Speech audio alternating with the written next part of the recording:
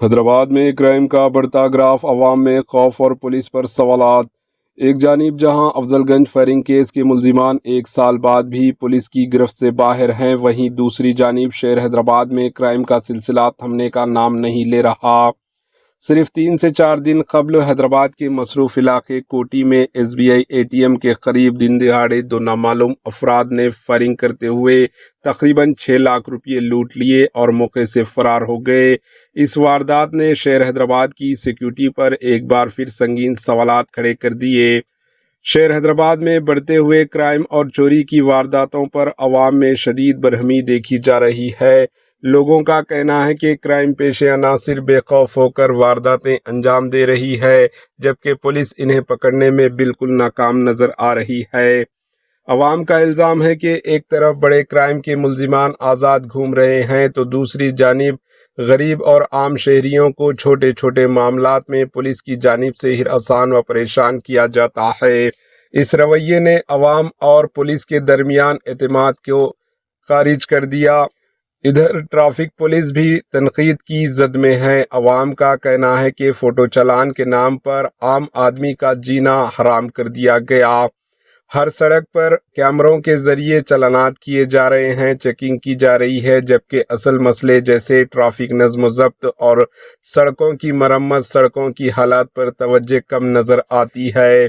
شہر کے شہری سوال کر رہے ہیں کہ آخر کب کرائم پر قابو پایا جائے گا، کب عوام کو تحفظ کا احساس ملے گا اور کب قانون سب کے لیے یکساں طور پر نافذ ہوگا۔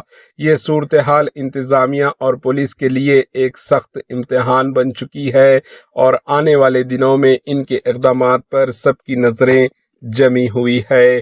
افضل گنج فائرنگ کیس میں 1 سال گزرنے کے باوجود ملزمان پولیس کی گرفت سے باہر ہے۔ حیدرآباد کے مصروف علاقے افضل گنج میں پیش آئے سنسنی خیز فائرنگ واقعے کو 1 سال مکمل ہو چکا ہے، لیکن پولیس اب تک دونوں ملزمان کو گرفتار نہیں کر سکی۔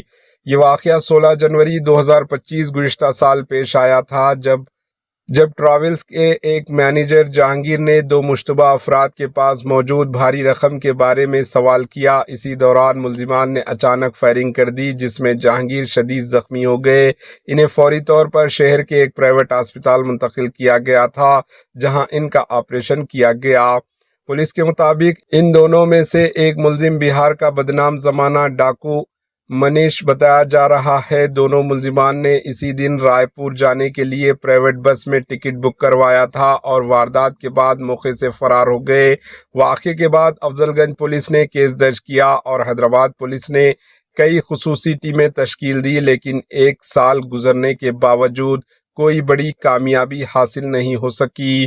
پولیس ذرائع کا کہنا ہے کہ اطلاع ملی ہے کہ منیش اور اس کا ساتھی گرفتاری سے بچنے کے لیے نیپال فرار ہو چکا ہے۔ قابل ذکر بات یہ ہے کہ حیدرآباد آنے سے پہلے دونوں ملزمان نے کرناٹکا کے بیدر میں ATM کیش سوٹکیس سے 87 لاکھ روپیز لوٹ لیے تھے اور مذمت کرنے والے ایک سیکیورٹی گارڈ کو گولی مار کر ہلاک کر دیا گیا تھا۔ یہ معاملہ اب بھی پولیس کے لیے ایک بڑا چیلنج بنا ہوا ہے اور عوام میں سیکیورٹی کے حوالے سے تشویش بڑھتی جا رہی ہے۔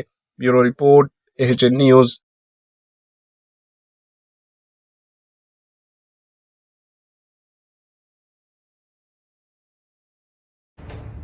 AHN نیوز کے YouTube چینل کو سبسکرائب کریں اور بیل آئیکن کو دبانا نہ بھولیں تاکہ آپ کو ہر نئی آنے والی ویڈیو کا نوٹیفیکیشن بر وقت مل سکے۔